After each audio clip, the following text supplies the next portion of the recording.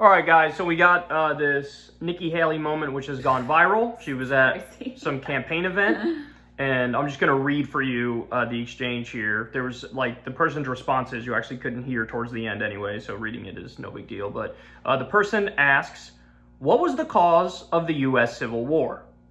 Which, look, Nikki came out later and said, well, that was sort of like a gotcha question. And it's like, yeah, it's a gotcha question in the sense, well, it is in the sense that it definitely was a Democrat who asked it to try to get a gotcha moment. But it's only really a gotcha question if you have a gotcha answer. If you've got and you do. You have a gotcha answer. Exactly.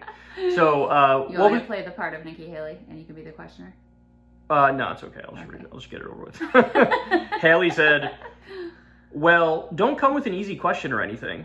So in other words, oh, it's so hard. Yeah. I mean, I think the cause of the Civil War was basically how government was going to run, the freedoms and what people could and couldn't do. What do you think the cause of the Civil War was? The person says, I'm not running for president. I wanted to hear your view on the cause of the Civil War. Haley says, I mean, I think it always comes down to the role of government. We need to have capitalism. We need to have economic freedom. We need to make sure that we do all things so that individuals have their liberties. Gotta have the liberties. So that they can have freedom of speech, freedom of religion, freedom to do or be anything they want to be without government getting in the way. And then the questioner says, thank you. In the year 2023, it is astonishing to me that you'd answer that question without mentioning the word slavery. Haley then says, what do you want me to say about slavery? The questioner says, you've answered my question. Thank you. Haley says, next question. So it's kind of like a very Sarah Palin-y answer in a sense. Well, you know, the thing is you have to see about the capitalism and the economic freedom and make sure that individuals and their liberties can have the freedom of speech and freedom of religion. It doesn't even make clear which side Nikki would have been on here. Which side was it that was fighting for the correct role of government? You know? True. Because normally they're like, oh, small government, small government. Right. Well, which side was for quote unquote smaller government? Yeah, I mean, states' rights, right? It's a dog whistle for a reason. So it's not even clear to me she's coming down on the right side of the Civil War here. So after the backlash, everybody was like, you just whiffed the softest softball down the center of the plate of all time. Then she comes out and says, of course the Civil War was about slavery. We know that. That's the easy part of it. Well, it didn't seem too easy. Then why didn't you say it if there's the easy part? You could have said it. You didn't say it. Why didn't you say it? What I was saying was, what does it mean to us today? What it means to us today is about freedom. That's what that was all about. Doesn't make any sense. So, look, I have many thoughts about this, but right off the bat, I'll say, I think this is going to make her go up in the Republican primary. I think her polling will go up. Do you know where she was when she was answering I think it was New Hampshire. I think it was an event in New Hampshire.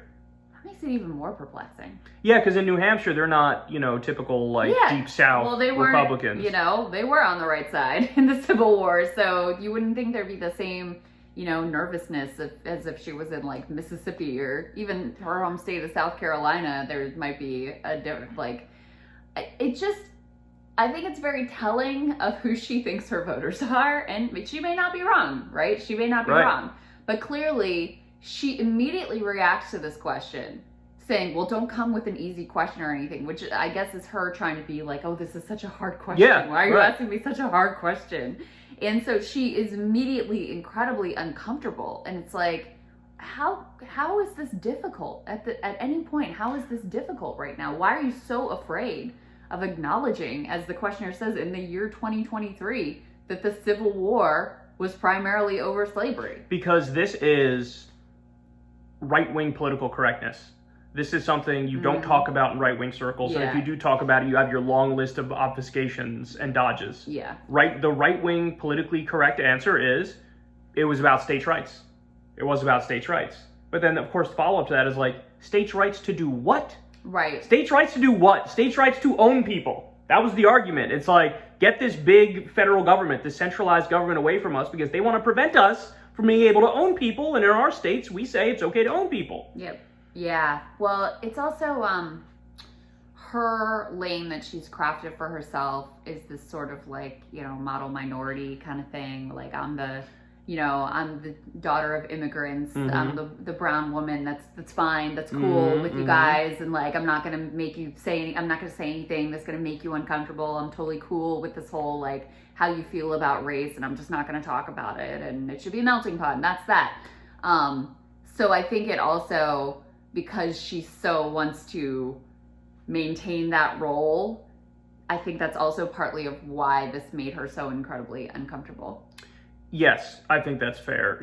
Now, I should also note she took down the Confederate flag in South Carolina. Yeah, that was what, right after Dylann Roof. But I was going to say, it took that to make her take it down. Before that, she didn't, right? But I mean, yeah, like with this group of people that she's trying to appeal to, her answer is the right answer for that group of people. And the fact that, and again, I'm interested if you agree with this. Yeah. The fact that the media is making a big deal out of it, liberals and leftists are having a field day with it. Yeah. I think that'll make her numbers go up. This actually, in a weird roundabout way, this is a very Trumpian moment. Because Trump always says things that make liberals and leftists freak out, and they get really pissed about it. And that, in turn, makes the right love Trump more. This is a very Trumpian moment for that exact same reason. It is. I don't think it was done, like, on a skill. In fact, I think the exchange exposes she's very bad on her feet. And we've seen this before. She says these very awkward things, these weird phrases that like don't quite make any sense, you know?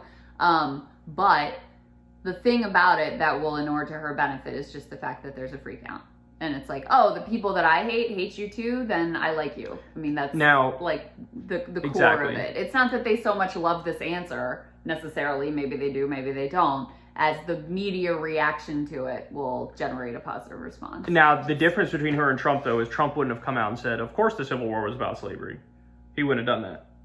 He would have been like, no, I said what I said and I'm right. Like, it's about states' rights and freedoms. That's what it's about. Yeah. But she doesn't have that amount of bravado or swagger in her to just like double down on it. You know? True. But anyway, this was a pretty big moment and people were having a field day with it. And look, it just has a lot that in 2023... the moderate Republicans are still like, I'm not going to touch that third rail in my party of saying the Civil War is about slavery. She is so awful. She also just like, the three things that Trump did that I kind of supported, like those are the things that she criticizes him on. She was literally criticizing him because he said something critical of Benjamin Netanyahu. It's like, how are you managing to be like worse than Trump on issues? She's horrendous. But if she was the Republican nominee, I think they would win in a landslide. I think so too. Which goes to show you, unfortunately, like policy is not at the core of people's decision making at this point. It's just like, who is not shitting in their depends? Like that's going to be how they make the decision. That's what it seems like. That's a close call at this point. I know between the two front runners. Yeah, because Biden's really old and really seems out of it, and Trump, there's a great conspiracy theory floating around now about how he shits in his depends on the regular. And he's been doing it for years as part of the conspiracy. That's what it's going to come down All to. the speed makes his bowels loose. Is that a thing? If you take speed all the time, it makes you if you talk to control your... If you talk to cokeheads, they'll tell you that like when they do coke, they have to shit like very soon thereafter. It loosens everything up. In the same way that opiates do the opposite, they like constipate you. Yeah. Speed or uppers. Yeah. Loosen you up. But then it just makes it so you can't control yourself? I don't know. That's where it's a little bit of a gray area because I need a medical doctor to weigh in. If it loosens you up, right, it stands to reason that for some people that loosening it up might go too far, and you think you're gonna fart and then you shit your pants, and that's what they say. The people who worked on The Apprentice have come out and been like, oh yeah, Trump used to like shit himself all the time on set. They've come out and argued that. So do you believe it? I don't know. Maybe. I for sure believe he's an upper addict, because there was the time he had all these boxes of Sudafed that were specifically from the UK at the time. In the US, we had taken out one of the active ingredients that made it like a massive upper. That's fucked and up. He got he stockpiled the UK version of it. Yeah. And it was that famous like I love Mexicans tweet when he had the taco bowl. Yeah. Remember that? In the background, in the drawer, you could see all illegal Sudafed. I didn't know and so that. and then of course during the debate with Hillary, one of the debates, there was everybody talked about he's sniffing every 3 seconds. He'd be like, that I remember. That's what happens when you do coke or you snort a powder. So you have the drip and you're always like, you're always trying to like get it back up there. So I 100% believe he does uppers like nobody's business. The shitting himself part, I'm a little more 50-50 on, but a lot of people are saying a lot of things who were in direct contact with him. And there's a very famous video of him with Dianne Feinstein where he's clearly either ripping ass or shitting himself. Really? Yeah, you never saw that? They're talking about something. It might have been like gun control or something, but he's sitting there and he's like, this is unacceptable. What's going on here? There's another video with like Erdogan that was a problem. At least it was Feinstein. She didn't notice anything. Well, she looked at him. She looked Really? like, yeah, there's that famous video with the Japanese Prime Minister was killed, Shinzo Abe, where he goes away from him like he smells something foul. So anyway, there's evidence, that's all I'm saying. But the resistance liberals are all in on it. And they're cooking, they're low-key cooking. Like, I'm enjoying reading it. Even if I'm not 100% sold in it, I'm reading it like, that might be true. I will give it to the resistance libs sometimes. Sometimes they're entertaining. And they're right about Nikki, that's for sure. They're right about Nikki Haley, too. Are they? Oh, on this one. Oh, for sure. Absolutely. But For sure. on everything else, too. They hate Nikki Haley. Okay. They do. You can take my word for that. I believe you. I'm resistance. I'm in the sphere. You're in the know. I see what's going on over there. I see what's going on.